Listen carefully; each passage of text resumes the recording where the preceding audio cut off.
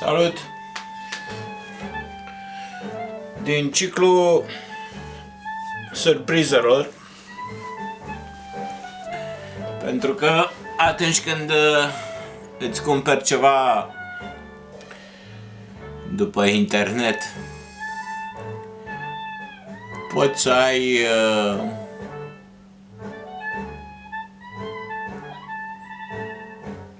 o surpriză plăcută, una neplăcută. Am simțit nevoia unui rucsăcel mai mic,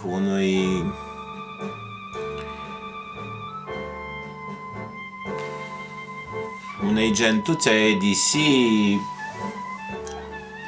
să-i zicem așa, mai mici decât celui mai mic rucsac al meu, care are 20 de litri și care în unele cazuri este prea mare.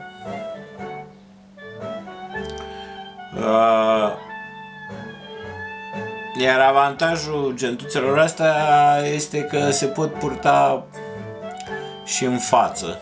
Atunci când vrei să umbli frecvent la ceva, să iei, să pui ceva, cu rucsacul e mai greu. Trebuie să dai jos, să îl ții cu o mână nu prea poți să mai umbli chiar așa bine până înăuntru pe acolo. Și din acest motiv mi-am comandat o gentuță. Să vedem ce este pe aici. Am comandat-o din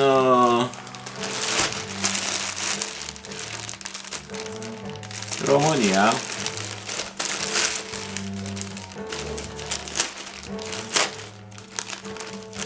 A fost vreo 150 de lei.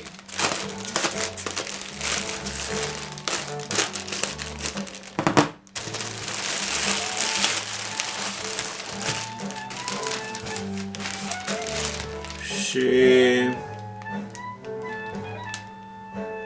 parcă așa am zis că are 7 litri.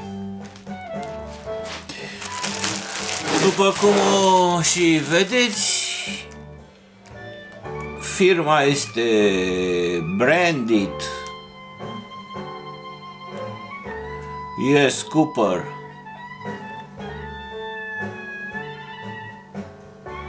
Everyday Carry Sling.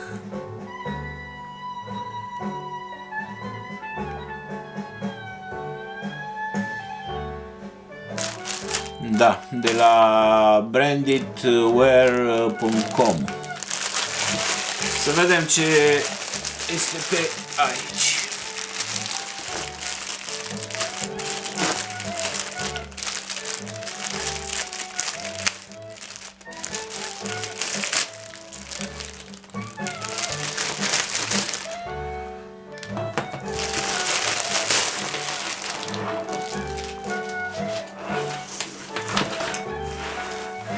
Avem și o etichetă.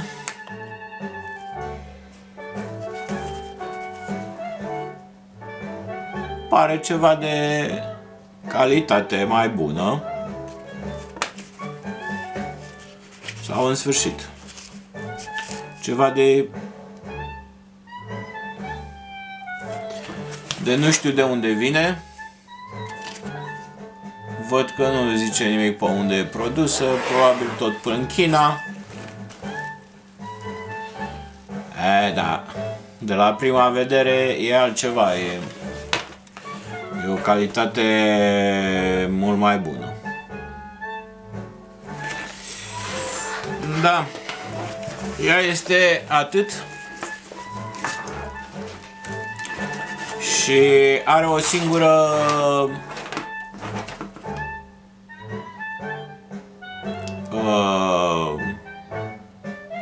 singură baretă și asta este prinsă și din cealaltă parte cu o chingă. Se poate folosi și în spate purtată, și pe umăr, și în față.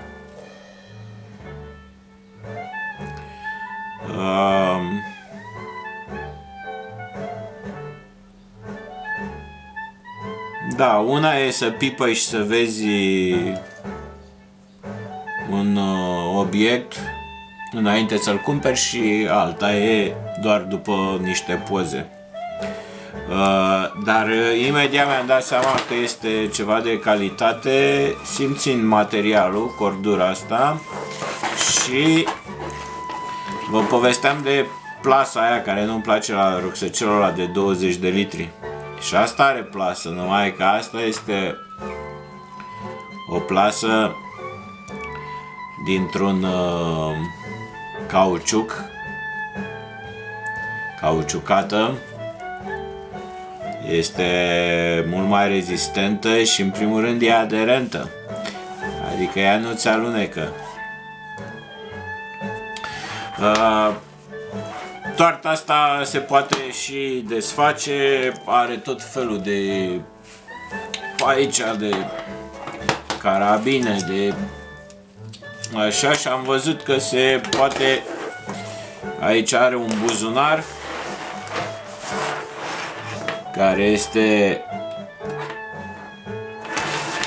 foarte în regulă. Dacă nu vrei, ești pe undeva și nu vrei să o porți chiar așa, să se sperie lumea de tine, să zică că ai venit din război sau că pleci în război în Ucraina sau în altă parte, se poate pune așa.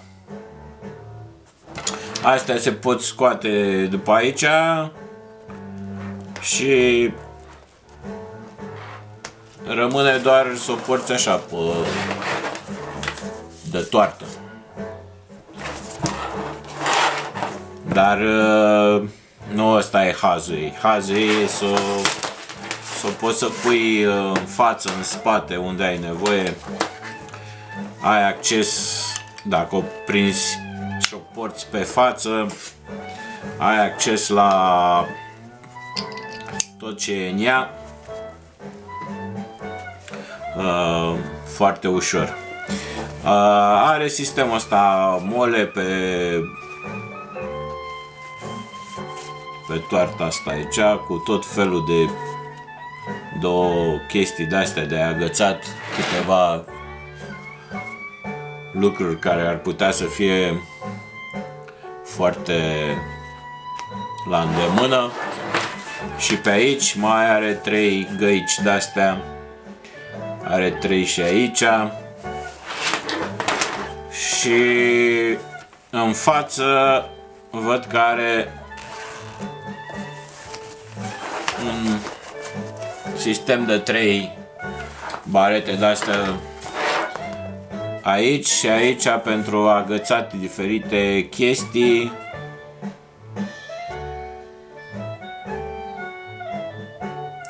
Astea care sunt cu arici. Are 2 găuri în caz că plouă sau ceva în ea, să iasă apa. Din ce văd, materialul pe interior nu este soluția aia low cost, adică plasticul ăla care mai devreme sau mai târziu crapă. Este un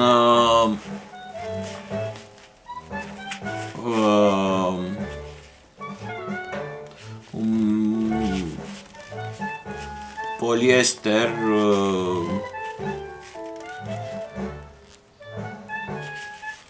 un fâș așa. Deci aici are un compartiment destul de mare.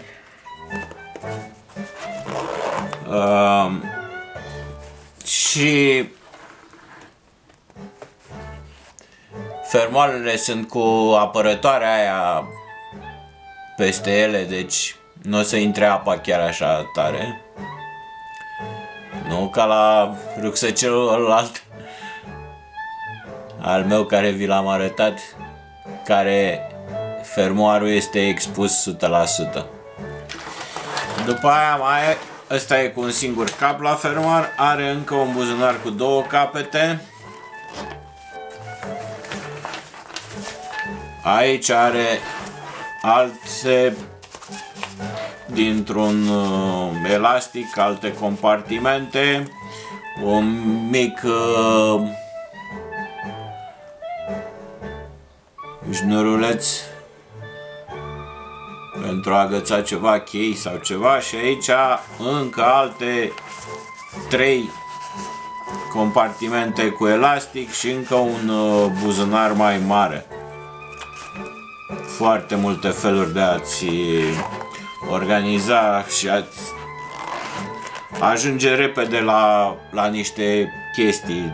De multe ori am avut multe lucruri care mi-era lene, știam că sunt undeva, dar mi-era lene să le caut și să ajung la ele. Și renunțam de multe ori să le folosesc. Având chestiile astea, ajungi foarte repede la ele și ușor de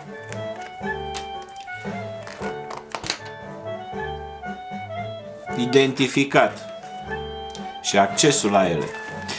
Deci, cum v-am zis, aici sunt niște alte 1, 2, 3, 4 compartimente, sus, jos, 4 sus și unul care se poate lipi orice are sistemul ăla de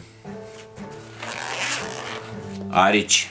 Aici sus un compartiment mic și văd că aici totuși este cu plastifiat cordura asta până interior. Deci o fi făcut-o într-un fel așa și într-un fel așa, nu știu să zic. Deci aici este cu tot ce e în față, este cu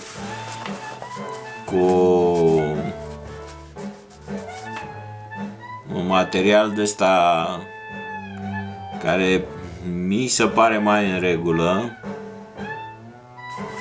iar aici este cu plastifierea asta care precis o să cedeze mai devreme sau mai târziu.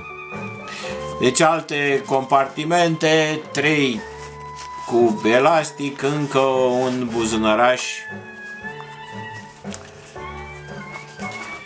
aici. Are și o siglă branded și compartimentul mare care este tot cu 2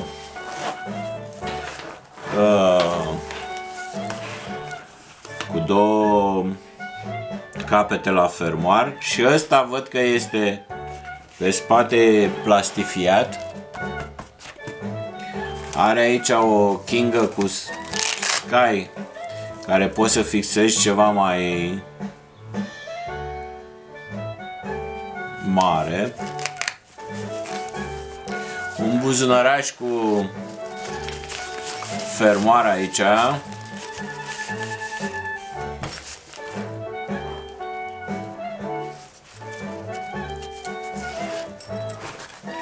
Și un spațiu destul de mare și el cu o gaură de asta de scurs apa. Aici. Deci ea se face cam 12 centimetri așa. Compartimentul mare. Are jos și sus se îngustează un pic.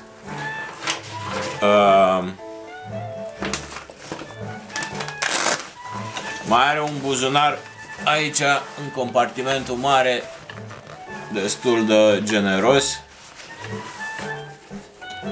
Deci la prima vedere materialul este de calitate. fermoarele de calitate, sistemele astea de organizare foarte în regulă. Pe laterale mai are două rânduri de barete de-astea, adică 1, 2, 3, 4 rânduri cu 3 cu 2 compartimente, unul aici așa, cu tot felul de posibilități, și pe o parte și pe cealaltă. Și cum v-am spus, în spate, aici, tot așa, un buzunar destul de generos. Cu capsă, se poate asigura. Ce să zic? Asta probabil că este tot așa pentru a prinde ceva aici.